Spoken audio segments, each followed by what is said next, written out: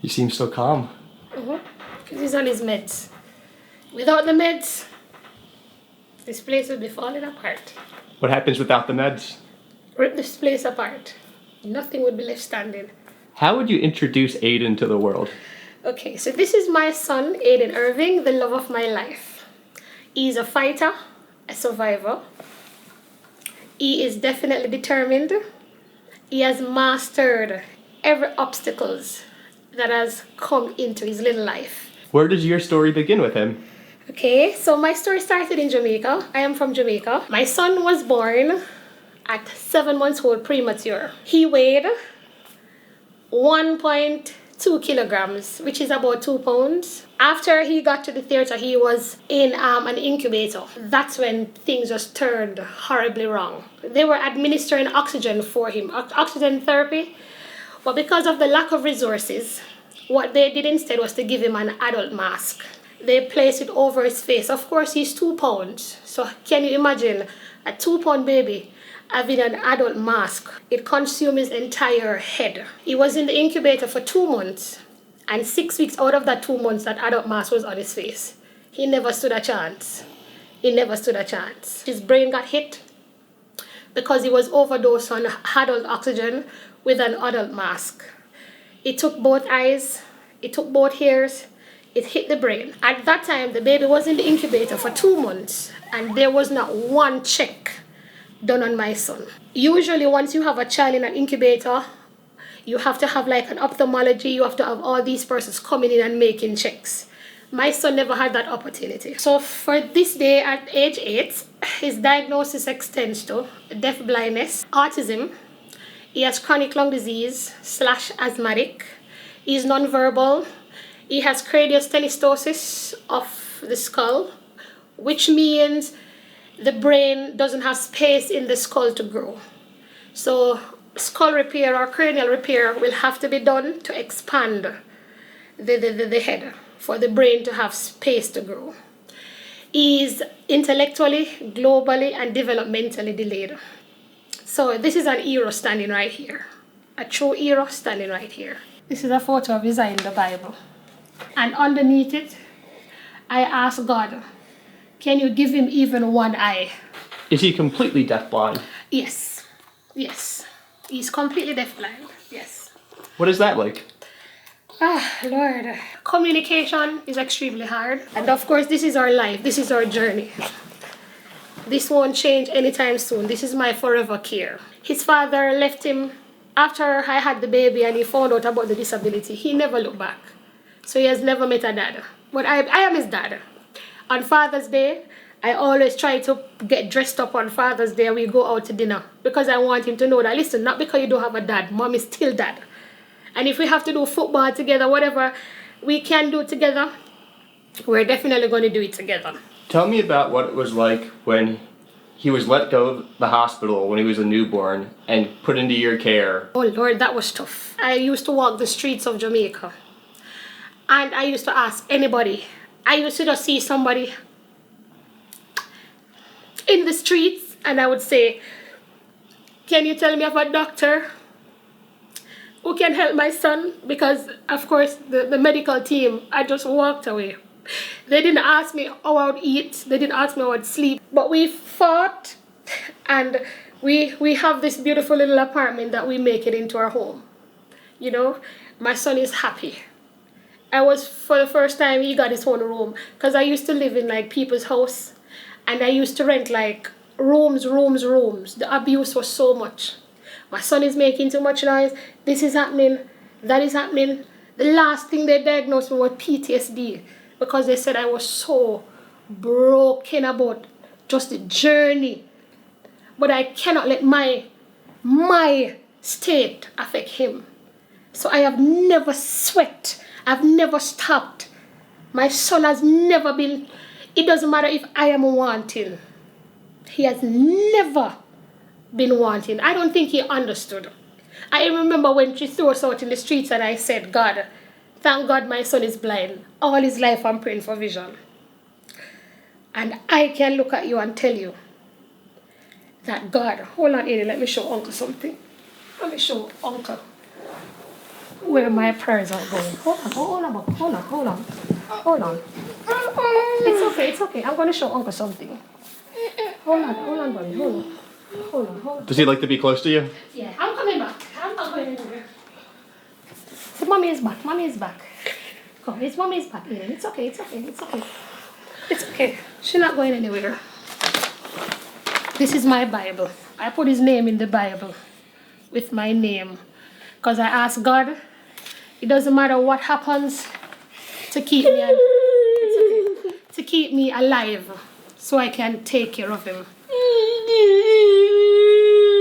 Yeah, because I don't know if there's going to be anybody that's going to love him enough to take care of him. Nobody said, Mom, how do you manage financially, mentally, physically, a place to live? We don't have a car to travel. We were homeless for 2 years. In Jamaica? Here. So, it's okay, Papa. It's okay. Give mommy kisses. Give mommy a kisses. Good job. Right, so we were homeless for 2 years until we found this apartment. Because when we moved to New York, I didn't have a plan. I came to New York because I heard doctors were here. And I just wanted to it didn't matter where I slept. If we had to sleep in the dog pen, if we had to sleep in the cold, it didn't matter. I came here because I heard doctors were here.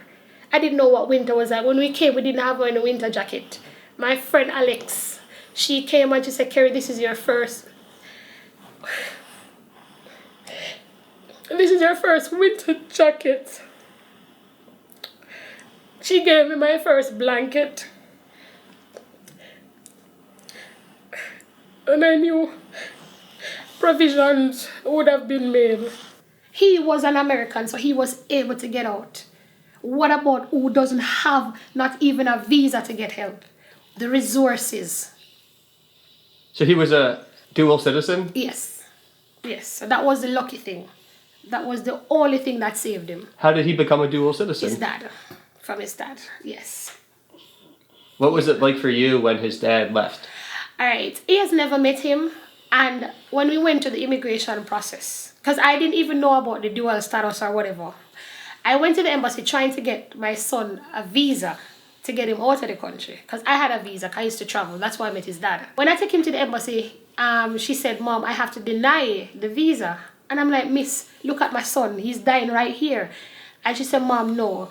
Because he's a U.S. citizen, I cannot give a U.S. citizen visa. So what she did know, she said, okay, go to the citizen side. And then they gave me a letter to fly here, get some DNA testing done and everything. Because as I said, his dad he didn't want I think what I get to understand is that once the child came to America, the level of care he needed, the financial capabilities, he didn't want that. So he decided, let him die there. And his father used to send papers through them out. Because he didn't come to sign the birth paper or anything. Because he just literally didn't want any part of it. But the U.S. Embassy intervened and said, okay, Mom, this is what we're going to do. So that's how I got stuck here. So I am stuck because I didn't have no other resources. And I am here with him, so this is my life. It's kind of a dangerous time in the U.S. for people who are immigrants. Are you a citizen? No, I am not. So what is that like for you? Honestly, I tell myself, God didn't bring us this far to leave us. You understand? He didn't leave us. He's not going to leave us here. Because, listen, you send him home. If you're sending me back home, send my child too. He'll die there. They did it. They almost killed him there. Are you going to send back one of your own to die there? I have to stay with him. So if that's not enough to be here to raise him, I just want to raise him. I don't want nobody to raise him. I've never asked anybody to take him. I will be here and raise him. I'll feed him. I'll cook him. If he's 100, I'll change his diapers. I'll do everything. I just have to be here to be by his side. If he dies first, I give God thanks because I don't want him to suffer. I don't know. The world can be so cold and cruel and so unkind. When I got pregnant and when his father walked away, I said to God, God, listen, if I keep my child and I take care of him, do you promise me that you'll always be here with us. I kept my promise, so I know God is going to keep his. I can't ask for anything more. Right, Aiden? I'm going to come and sit beside you guys. Will you kind of guide me of what to do? Yeah, but you can sit and then take Aiden. You want me to sit on that side? Yeah, so you can take Aiden. Just take him? Sure. Bye, Aiden. He's sleeping. Perfect. Later. He wants his mom. I don't mind holding him now. I'd be happy to. No, man, it's okay. So is it okay if I kind of give him a high five? Sure. Aiden. Hi, Aiden. High five. So without his sleeping meds, does he sleep at all? No. So he'll be up for the whole 2 days. Non-stop. What do you do if he's up that much? I'm like a zombie. Tired, stressed, and that's how we got the sleeping meds. What will happen if he's not sleeping? What will he do? He'll be beating his head. All this would be done. He'll be biting. You saw him biting me, so he's a biter. So he's very aggressive, so he'll rip your hands off. Sometimes he bites, blood comes. So I think when he's in too much pain, it's like that's a natural thing for him to do, to bite. As I said, when he beats his head, it doesn't matter what. If there's a big rock, he's going to beat his head non-stop on the rock. He gets super aggressive. Like he'll rip it to shreds. He's very strong. What is it like to be a single mother and love your child so much, but your child sometimes bites you and attacks you? Oh, Jesus. I always think if he does it to me, as a mother, it's like you have to tolerate it. It's like you gave birth to a child that you know walks around and kills people. The world hates that child, but you have to love him. You know, that's what it is. Like, you have to love him. It doesn't matter what happens. The mother has to love him. I have to take the bites. You see him biting on me just now, and I was like, let him bite, because he has to bite. I don't know what he's trying to say.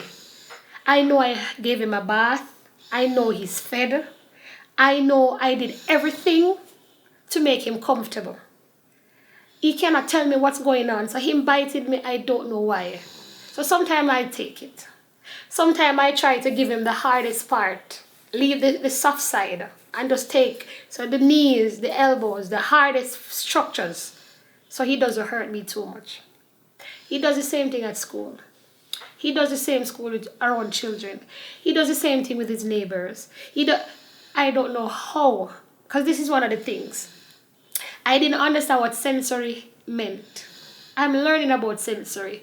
And they said based on the fact that he's autistic plus deafblind, his world is so different. It's like he has to navigate everything by mouth. So him biting doesn't necessarily mean he's abusing you, but it's just how he knows the world. Maybe if I bite this, it's soft. Maybe when I bite something, it gives me a taste.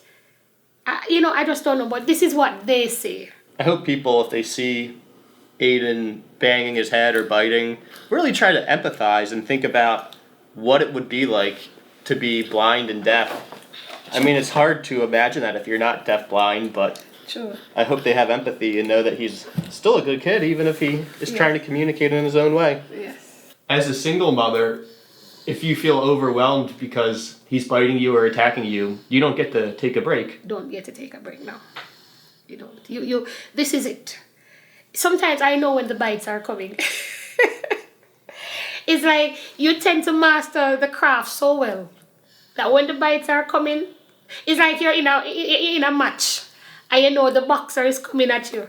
And you just know that, okay, I'm going to dive or something. You just know. When he comes, and even sometimes the teachers are like, Mom, Aiden was coming to bite me. So I think the more you're with him, you'll know. Because sometimes when he's ready to bite, the change in his face, like, you see clenching his teeth and he's ready to. So sometimes once you get it, but if you don't know him, he'll grip you in 5 seconds. But once you spend enough time with him, you'll know. A lot of persons are fearful of medication. Don't be afraid to try things. I remember before I couldn't get no sleep. Sometimes 2 days to 3 days. he has ADHD, so he's super active, like extremely active. And I remember one time I walked into his neuro office and I'm like, I can't do this. I was literally mentally, like every level depleted. Like literally I was a zombie. And he said to me, Mom, are you comfortable with medication? And I remember when I shared it, a lot of like, oh no, don't put him on medication because this will happen, that will happen. But I'm like, you don't even understand. Because they don't live in the house, you know. A lot of times we take outside forces missing the most crucial things. You live with the child. Only you can make that decision. I wasn't sleeping.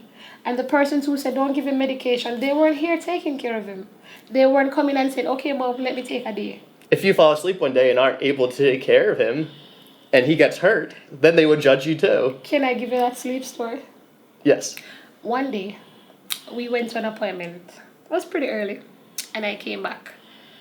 And I laid right there. And I was so tired. And I said, okay, Aiden was playing right here. I was like, let me take about, 5 minutes. I was just laying there watching the TV. And if I tell you, when I woke up, it was 3 hours later. Oh, wow. I started panicking. But he was inside his room, spinning. You say spinning or spilling? Spinning on his autism chair. Mm-hmm. There's an autism chair that I bought and it spins. So that's his comfort.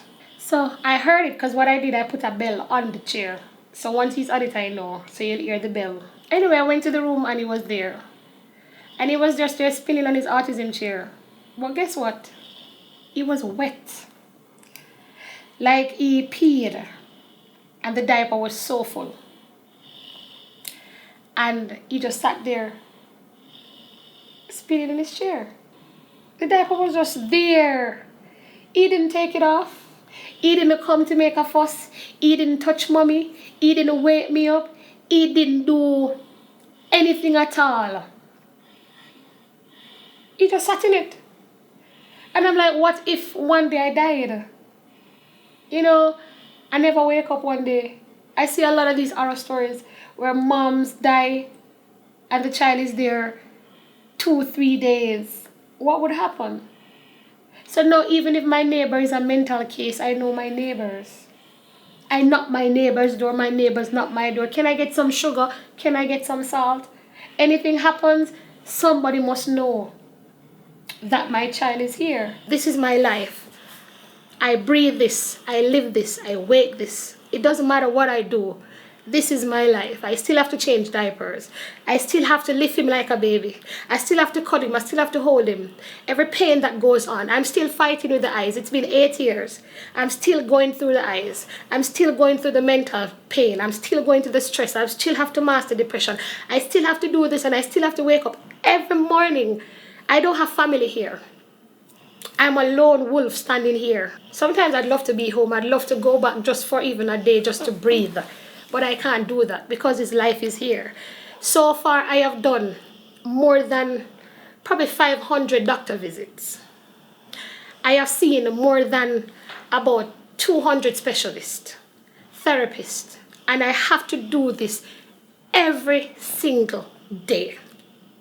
School, he goes to school, but sometimes it's so difficult because 3-4 times out of the week he has some appointment. I knew I asked God for the responsibility and I wanted to be a mom. But this is not really what I asked for. But then God decided that maybe you are the right person for it. He couldn't give anybody else, so he had to give me. I've not dated in years and it's by choice. I've not had anybody around my son but mom. Nobody. I don't do dates. I don't do vacations. I don't do nothing. I do this. Motherhood. Until the day I die, this is it. So what is the normal day like for him? Normal day? I don't think there's a normal day because his days are unpredictable. There's no normal. Alright, yesterday for the last couple of days, he's just crying, non-stop crying. Then you have a day that he's just beating his head, non-stop beating his head. Then you have a day when he's just all smiles. You waking up now? Yeah, you have a day when he's just all smiles. I'd love to go back to Jamaica for a vacation, just to go home, see my mom, my friends, that little normalcy.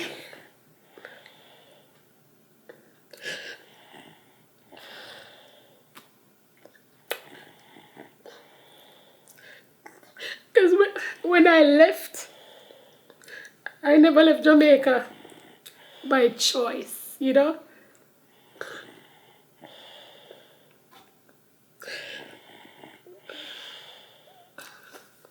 Is it difficult being away from friends and family? Yeah, I miss home. Just, you know, sometimes you just sit with our friends and just chat and laugh, you know? It's like one day you got up, life just changed. Aiden. So you see?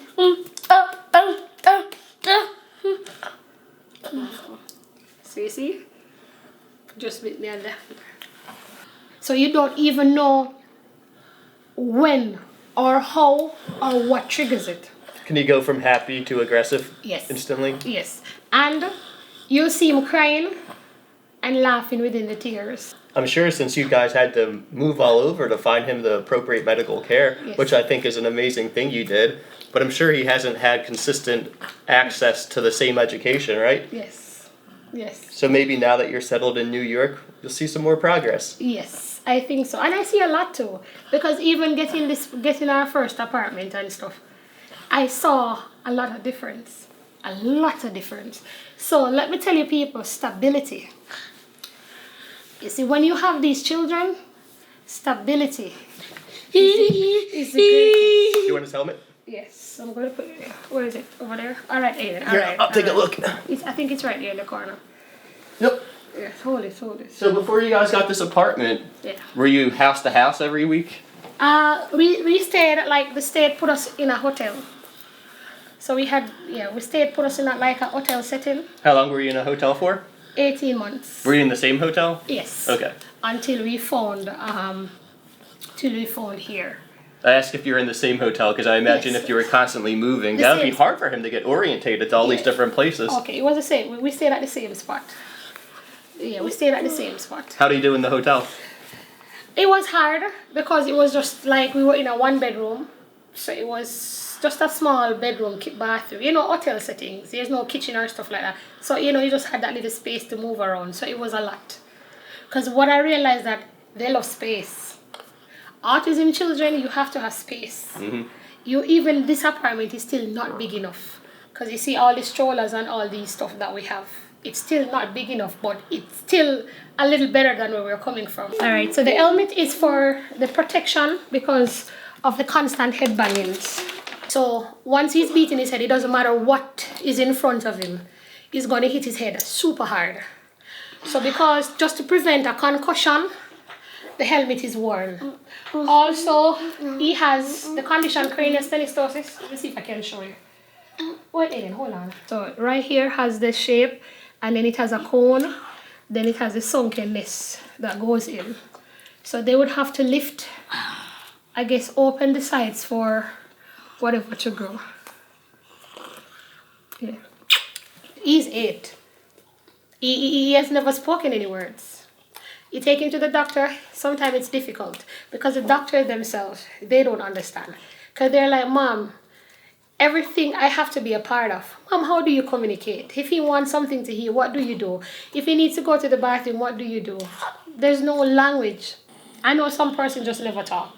I have to get to the realization, say, even with it, possibility exists that he may never speak. But I still have hopes that one day he'll speak. Because I mean, a mother can, just like I have hopes that one day he's going to be seeing me and the whole works, you know. A mother will always have dreams. My thought is that you just give him every opportunity and see what he does. I give him every opportunity, yes. That's the best thing to do. Yes. And he loves it. He loves going outside. Tell me about the medication that Aiden takes that makes him sleepy. Alright, yes. He gets, alright, so he takes a whole lot of medication. He's up till late because I knew we couldn't get through this interview. So what I did, I give him the medication later. So that way we can do this because other than this, We couldn't get nothing done. So because he's blind, I guess they said he doesn't know to differentiate day from night. So he doesn't sleep.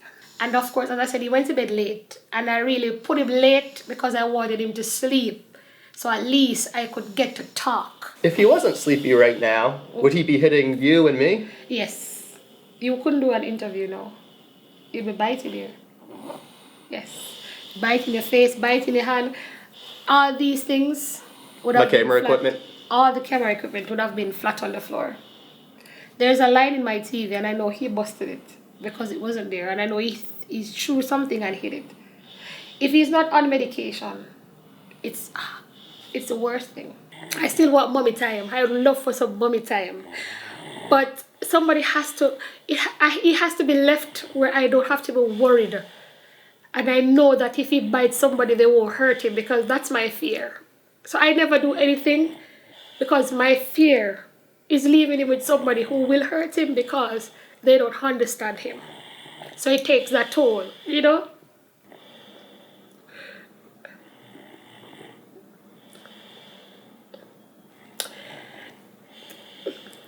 You can't go back and you can't say, God, because I want to be a mom. So you can't go back and change that. But, you know, I just felt that there was so much injustice done to us. When the aggression comes, that's my fear. I'm afraid to have him hurting other people, especially somebody that doesn't know him. Yes, because when he bites, he bites. Whatever pain is happening, whatever is happening, and that's why I'm trying to find like... Will he latch on? Oh man, he pulled blood too. I've had teachers who have gotten tetanus shot, that's what you call it, after you bite. Yeah, I've had that in a couple schools. So I know. So I guess after that now they understand that he bites. So they no longer, so they know when he's coming. Because they're like, Mom, we're experts on Aiden now. When Aiden is coming, we know what to do. So one of my favorite things to do when I'm filming these videos is kind of model for the viewer how to be friends with the children I meet. Oh, okay. So how would you recommend somebody becomes friends with Aiden knowing that he can be aggressive? Alright, he loves hugs. A lot of hugs. You have to give him hugs and kisses and he loves tickles. So you have to, you know, do that kid stuff with him. What's the best way to give Aiden a hug? Just hug him. You can just hug him. Give uncle a hug. Hug him. Give uncle a hug. Thank you for the hug. Yeah, give him a hug, Aiden. You know it's a hug. Give a hug. Give mommy a hug. Give mommy hugs. Give mommy a hug now. Give mommy kisses. Oh, you want my juice? But you'll kind of guide the interaction, and if you can tell he's about to bite, you'll take care of it. Depending on his days. Maybe because he's just waking up. But if he has a good day... Yeah, see he's waking up now, you see he's whistling. Yeah, man, says, oh, sit down, Aiden. Sit down, your mom is up, sit down. Even if tomorrow the doctor calls and say, Mom, I am going to give... I guess, you know, there was some mix-up and I think we gave you the wrong kid. I still would say, listen, after all this journey, I'll keep my kid. I would never trade this moment because it has taught me so much. When I talk about growth, I didn't know that I could be mom and dad, sister, brother, aunt, grandma, great-grandparents. I didn't know I could do that. And I stood the test. I met a lot of angels on the journey. How do you hope your neighbors in your community treat Aiden if they see him out in public? Alright, love is the greatest. And that's something I definitely want everybody to extend. Kindness. Kindness is like something I pray for. Before he goes out in the morning, I pray that the Lord just touch the hearts of whoever he goes in contact with. That's one of my first prayer every morning. So you have to give up a lot. Sacrifice is number 1. Patience is number 2. Them say patience is a virtue. You best believe that. Maintain your peace of mind. It's very important. Anything that is not supposed to be in this head, take it out. Because distraction kills you. Find time to go out with your kid. Do stuff with the child. Don't let society dictate the parent you need to be. My son goes into everything. My son wears a suit. Every year, my son puts on his tuxedo. I don't even know if he understood what he had on. But from the day of his birth, I told him, I call him King Aiden. So I always put on a suit every year because he's a king. So he has to represent that kingship every year. Everybody knows me. I'm famous for a suit. And he's going to kill the suit because he's going to look like nothing happened to him. He's going to look like the most perfect kid standing.